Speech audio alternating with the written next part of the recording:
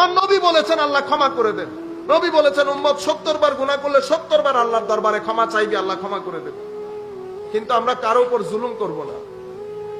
আমি ইউথদেরকে বলছি, বিশেষ করে আমরা তুই তুকারি বন্ধ করে দেই মানুষের সাথে। শক্তি আছে, আপনি দৌড় দিলেন, বেটা প্রত্যেক শ্বাসে পাই পাই করে হিসাব চুকিয়ে এই দুনিয়া থেকে যেতে হবে। আরেকজনের গায়ে হাত তোলার আগে, চোখ রাঙানোর আগে 10 বার চিন্তা করে করবেন। এটা আল্লাহর জমিন, এখানে দুনিয়া উল্টাই যাইতে পারে, কোন জালেম ভোগ করা ছাড়া যাইতে পারবে না। নবীর হাদিস হচ্ছে লা ইয়াতরুকুহুল্লাহু শাইআ, আল্লাহ বিন্দু পরিমাণ জালেমকে ছাড় দেয় না। অবশ্যই আল্লাহ সুযোগ দেয়, কিন্তু ছাড় দেয় না। সুতরাং আমি আপনাদেরকে বলছি, প্রতারণা জীবনে রাখিয়েন না, জুলুম জীবনে রাখবেন না, জীবনে শান্তি পাবেন। হারামের দিকে দুনিয়া উল্টে গেলেও হারামের দিকে তাকাবেন না। হারাম যখন আপনার ঘরে ঢুকবে, দুনিয়ার মুসিবত নিয়ে হারাম ঘরে ঢুকে, গন্ধ বের হবে আপনার শরীর থেকে, ছেলে মেয়ে এত অরাজকপূর্ণ পরিস্থিতিতে ফেলে দেবে, আপনি এফোর্ড করতে পারবেন না। আমার আল্লাহ যখন ধরেন তো এমন ভাবে ধরেন দুনিয়া যেন এখান থেকে শিক্ষা গ্রহণ করে, সেই অবস্থায় করে আল্লাহ ছাড়েন। সুতরাং খবরদার, প্রতারণা, জুলুম, হারাম, এই তিনগুলা থেকে বাঁচাই রাখবেন।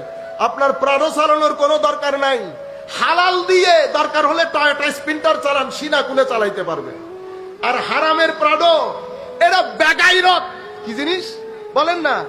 বেগাইরত। এই জন্য হারামের প্রাণো দিয়ে এমনি করে চলেন। ভালো মানুষ হলে, ইজ্জত থাকলে, সম্মান থাকলে, যদি খুদদারি থাকতো, দিনদারি থাকতো, হারামের গাড়িতে উঠে কেমনে এমনি করে বসতে পারত। আপনারা বুঝতে পেরেছেন? হালালের মধ্যে ইজ্জত, হালালের মধ্যে দিনদারি, হালালের মধ্যে গায়রত, হালালের মধ্যে শান্তি। ছেলে সন্তান সবকিছু বাধ্য থাকবে, ঘরের মধ্যে শান্তি পাবেন। সুতরাং লোভ করবেন না অতিরিক্ত। যা কিছু আপনার জন্য নির্ধারিত, বানের পানির মতো আপনার ঘরে এসে ঢুকবে। শুধু আল্লাহ আল্লাহ করবেন। 2 মিনিটের দুনিয়া, আসতেও দেরি নাই, যাইতেও দেরি নাই। দেখছেন না, গুনতে গুনতে দিন চুল সাদা হয়ে গেছে না? 60-70 বছরের জিন্দেগিটা একটা জিন্দেগি হইল। 20-25-30 বছর তো ঘুমিয়ে চলে যাবে। 70 বছরের জিন্দেগিতে এক ব্যক্তি 30 বছর ঘুমায়। যেই ব্যক্তির বয়স 70, সেই ব্যক্তির ঘুম 30।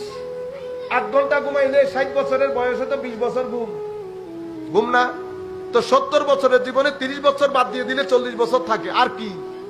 সুতরাং আমাদের আসল জিন্দেগি কবরের জিন্দেগি, আসল জিন্দেগি পরকাল। সুতরাং আপনার রুটিনের মধ্যে আপনি দেখেন, সকালের নাস্তা, অতঃপর স্কুল, অতঃপর অফিস, অফিস থেকে আসলাম, এসে আবার চা ভাত নাটক, অতঃপর ঘুম। এটা জিন্দেগি হইতে পারে না। জিন্দেগির মধ্যে ভার্সেটাইল করেন, ভেরিয়েশন আনেন জিন্দেগির মধ্যে। আখিরাত ঢুকান আপনার জীবনের মধ্যে। নামাজ, তিলাওয়াতে কোরআন, জিকরে ইলাহি, প্রত্যেক দিন কোন না কোন কিতাব পড়ে ঘুমান। আমার নবীর সিরত, আউলিয়ায়ে কেরামের সিরত, দেখবেন জিন্দেগি কত সুন্দর হয়। আপনি যখন পড়া অভ্যস্ত হয়ে যাবেন, আপনার জীবনে কখনো বোরিং টাইম আসবে না।